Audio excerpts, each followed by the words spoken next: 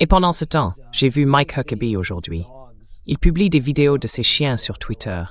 J'ai oublié leur nom. Ce sont des noms mignons, typiques de l'Arkansas, du genre MacArthur et Spuds Mackenzie, ou quelque chose comme ça. Je pense qu'il devrait appeler ses chiens Gog et Magog. Mais il se filme en train de marcher dans un couloir, jusqu'à l'abri, à l'intérieur de l'ambassade des États-Unis, où il passe tout son temps depuis qu'il a lancé une guerre pour l'apocalypse. Excellente sécurité opérationnelle. Excellent obsèque, pour montrer à tout le monde où se trouve l'abri dans l'ambassade des États-Unis.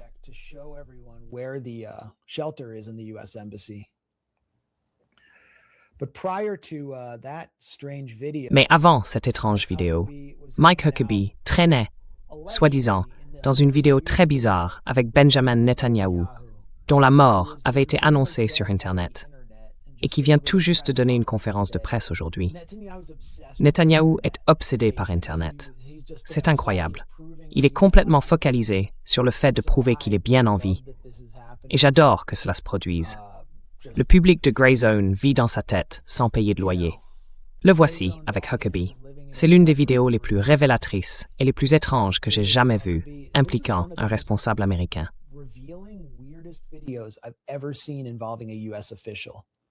Monsieur le Premier ministre, je veux que vous sachiez que le président m'a demandé de venir m'assurer que vous alliez bien. Attends une minute. Tu as vu la tête de Huckabee? Je vais ralentir la vidéo. Tu as déjà vu cette vidéo, Aaron? Non. D'accord, regarde ce qui arrive à sa tête. J'ai ralenti la vidéo. Observe bien la tête et la ligne de cheveux de Huckabee. Vous savez, le président m'a demandé de venir m'assurer que vous alliez bien.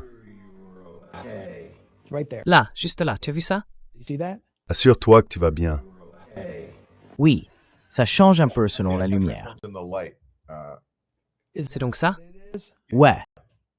Gauche. Écoute, je pense qu'on a passé beaucoup trop de temps à essayer de trouver des preuves d'IA dans la vidéo de Netanyahou. Ce type est dans un bunker en train de compter des enfants musulmans morts. C'est ça qu'il fait. D'accord, regardons-en quand même la suite, car c'est toujours important. Oui, Mike, oui, je suis en vie. J'ai vérifié et je suis content de le constater. Mais il voulait s'en assurer, parce que tu sais, vous vous entendez un peu trop bien.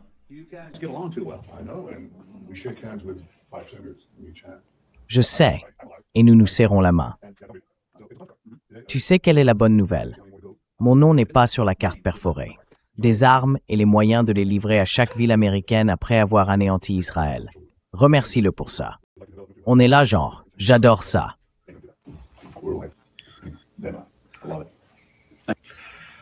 Je veux dire, c'est presque difficile à croire que ce soit réel. Mike Huckabee remercie littéralement Benjamin Netanyahu de ne pas l'avoir inclus sur sa liste d'assassinats de la mafia. Oui, et c'est Mike Huckabee qui a besoin de la bénédiction de Benjamin Netanyahu pour pouvoir, en gros, vivre. Ne t'inquiète pas, dit Netanyahu, tu fais partie des gentils, alors ne t'inquiète pas, je ne vais pas te tuer. Et puis, bien sûr, il y a le mensonge sur l'Iran qui essaierait de développer des armes nucléaires pour les livrer aux villes américaines. Ils reprennent simplement le manuel de la guerre en Irak. C'était insultant venant d'un politicien américain, d'un dirigeant américain envers le public américain. Maintenant, le fait que ce soit un dirigeant israélien qui tienne ce discours, tout en plaisantant sur le fait qu'il pourrait tuer l'ambassadeur américain s'il le voulait, et que l'ambassadeur entre dans la plaisanterie et fasse preuve de déférence, est tellement humiliant et en dit long sur la nature de la relation entre les États-Unis et Israël. Oui, je veux dire, cette vidéo résume parfaitement la situation. Et Huckabee dit juste « Merci de ne pas m'avoir tué, Bibi ». Mais cette liste que Netanyahou a, il veut vous faire croire qu'il parle des dirigeants iraniens qu'il tue. En réalité, la liste des personnes qu'il tue est bien plus longue. Des civils iraniens, des civils au Liban et bien sûr, des civils en Palestine. et les journalistes. Nennis, Et il a nié que Charlie Kirk figurait sur cette liste l'année dernière. le fait qu'il ait dû nier que Charlie Kirk figurait sur la liste montre à quel point tout le monde se méfie, à juste titre, d'Israël, en raison de sa nature malveillante. Le fait qu'il ait même été contraint de nier un rôle israélien dans le meurtre de Charlie Kirk montre que personne ne fait confiance à cet État, et pour de bonnes raisons.